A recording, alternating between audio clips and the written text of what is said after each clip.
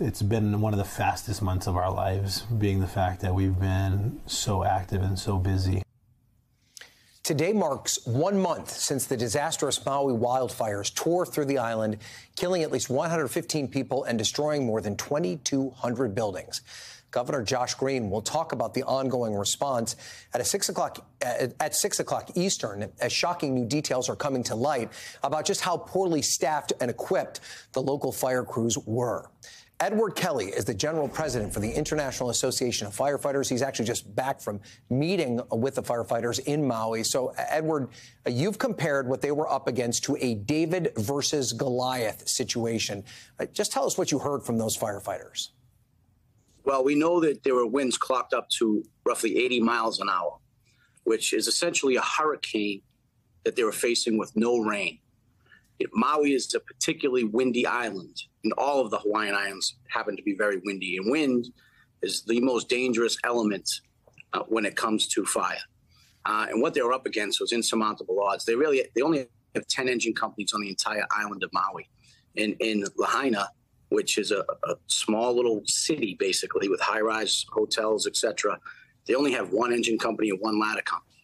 And comparatively, industry standards would call for roughly 40 firefighters within about 8 minutes at a high-rise fire. They could never answer that response.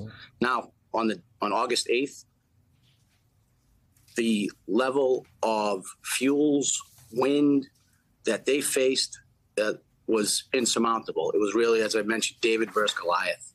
And those firefighters put themselves at great, great risk. We're very lucky we didn't lose 10 or 20 firefighters on Maui that day. And I know some of those firefighters, actually one texted his family to say that they're going to die as they were getting overrun, as their windshields were bubbling and the steering wheel was smoking.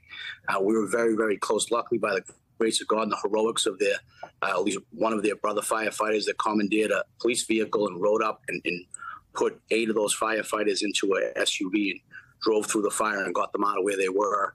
They lived, or not for that, they would have died along with many of their friends and family members that perished that day. And I know the firefighters of Maui, their hearts are with the people of Maui. Maui's like a family. It's a small island community, and everyone knows everyone. So, their hearts are broken for everybody.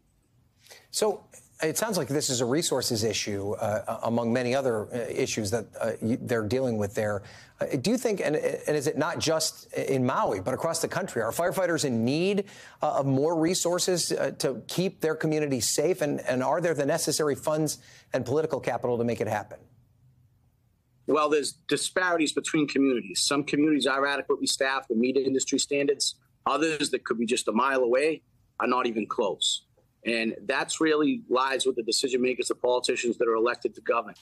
And there's room for improvement in the majority of the communities throughout the United States. And as these wildfires, which were traditionally West Coast, California issues, are now emerging in places like Greater Baltimore, in New Jersey, in the outskirts of Boston.